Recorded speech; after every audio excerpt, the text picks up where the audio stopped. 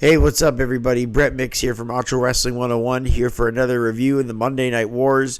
This is week 94 for the WWF side. I keep them archived for WCW Nitro and WWF Raw, as you can go back and watch the Monday Night Wars whenever you want.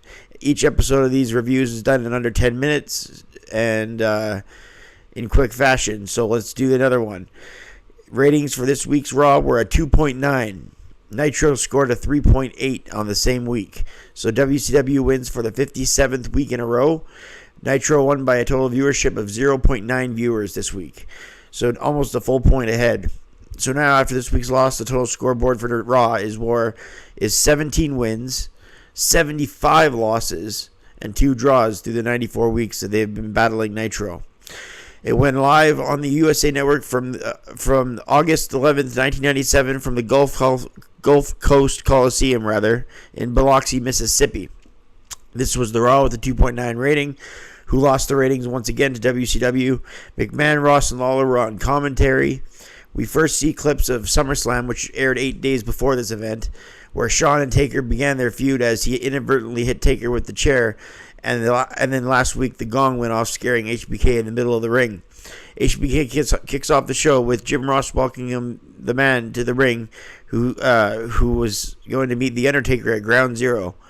Well, McMahon on commentary does the usual. The WWF has the most enthusiastic fans.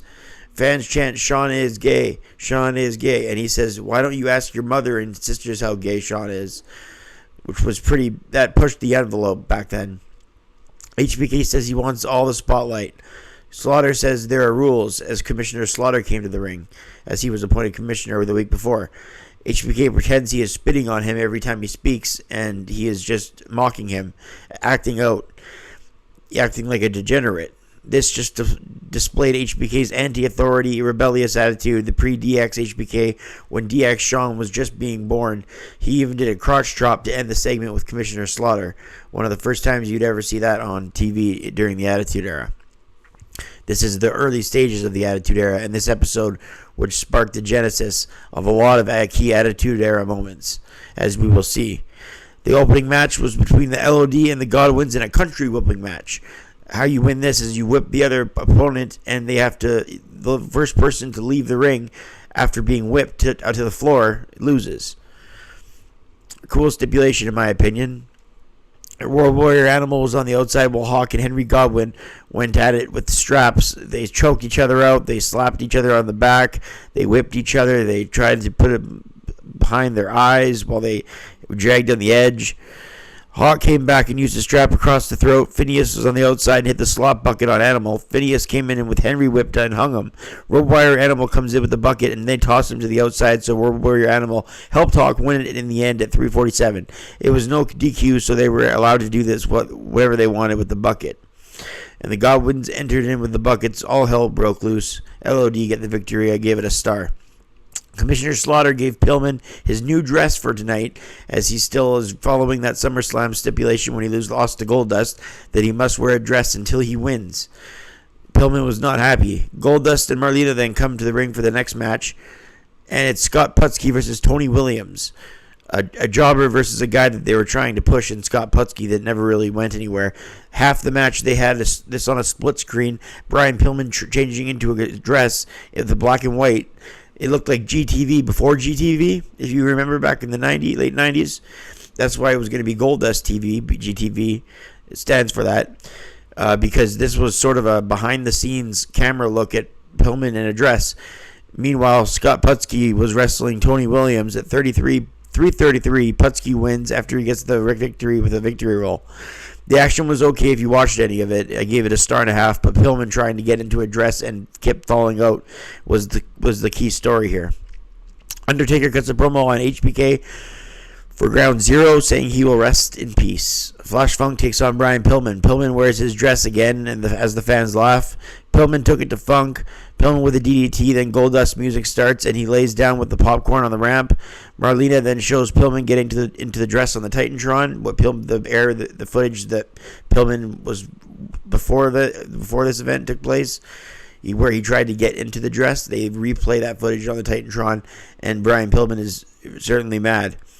but Flash Funk gets the victory at 3:17 as Pillman was distracted by the footage, and Flash Funk rolled him up. So now Pillman is lost again, and they'll still have to wear a dress next week. They show Austin being injured at SummerSlam, so Stone Cold Steve Austin is not on this episode tonight, but he definitely was missed. But at the same time, they did have a lot of star power on the show outside of Austin. Dude Love then gets interviewed by McMahon, and Dude says he'll be back very, very soon. Dude Love cuts a promo on HBK as if Mankind will have any troubles with him tonight, as it's tongue-in-cheek, as it's the same guy. HBK says he will debut his new insurance policy later on tonight, so a little bit of a mystery suspense there. Owen came out for his tag match with the Bulldog to take on the Patriot and a partner of his choice. Owen dedicated the match to his loving brother Brett. Owen and Shamrock begin in the ring as Ken Shamrock is the Patriot's partner. Couple of arm drags, some nice wrestling here. Brett comes out to the top of the ramp with the crowd boo while Owen and the Bulldog double team Shamrock. Patriot with a big slam. McMahon calls Bulldog a Canadian during the match. He said the two Canadians in the ring. Brett comes to the ring while Slaughter is distracting the officials, and Owen set up a chair, but then the Patriot slammed Bulldog down on the chair. Patriot and Shamrock win the tag match at 11:17 after the modified facebuster into the chair. I gave it 2.5 stars. It was a pretty good match. The Patriot says backstage he belongs in the WWF, and just then Brett attacks him with a chair. Next up, we got Farouk versus Chains. Chains wrestling for the second week in a row. He wrestled Ahmed Johnson last week, but surprise, surprise, Ahmed Johnson is injured again. This time against the Nation member Farouk, the leader.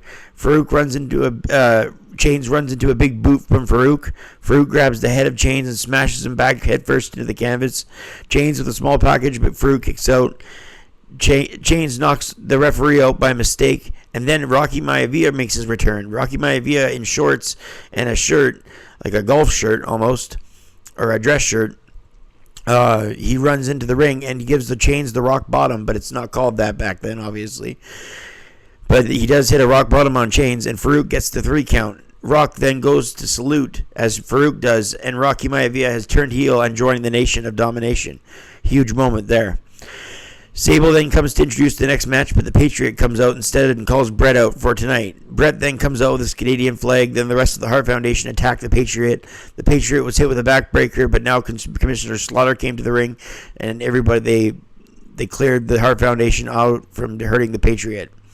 So Brett and the Patriot have more bad blood going into their match at Ground Zero.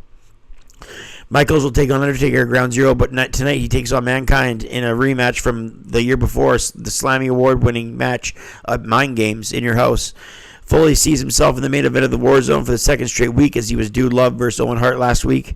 HBK in action on Raw for the first time in several months. This is a great match here. Mankind brings a trash can to the ring, and Michaels hit him a few times and put it on him, and then he hit him with a sideways suplex off the top rope, or crossbody I meant, not a suplex. Michaels slammed Mankind down on the mat. HBK with an elbow to Mankind. HBK then gets the hit with the mandible claw. Michaels slams Mankind's skull first into the steel while in the claw. HBK with it with a side suplex to Mankind on top of the table, then a diving elbow drop from the apron onto the table. Mankind runs into HBK in the corner once back in the ring, and he missed an elbow drop. HBK hit a flying forearm to Mankind and kipped up. HBK chokes out Mankind with his boot and stomps on him repeatedly. All of a sudden, Rick Rude comes to the ring. Mankind punches him and with a mandible claw. Mankind hits a double arm DDT. After he tried the mandible claw, he along with Chyna and Triple H come to the ring, and they watch the ending of the match. Rude smacks Foley with the chair, and then a sweet chin music by HBK. Shawn Michaels won the match at 11 minutes. Great wrestling match between Mankind and Shawn Michaels in the main event here. I give it 3 stars. The show ends with HBK the victor and having Rude there with Chyna and Helmsley showed a new allegiance. Then the gong went off and The Undertaker came to the ring, and as he gets to the ring, everyone was scared, but Paul Bearer shows up on Titantron saying, "Kane is coming and you will burn in hell, Taker. You will burn in hell." And that's how the show ended.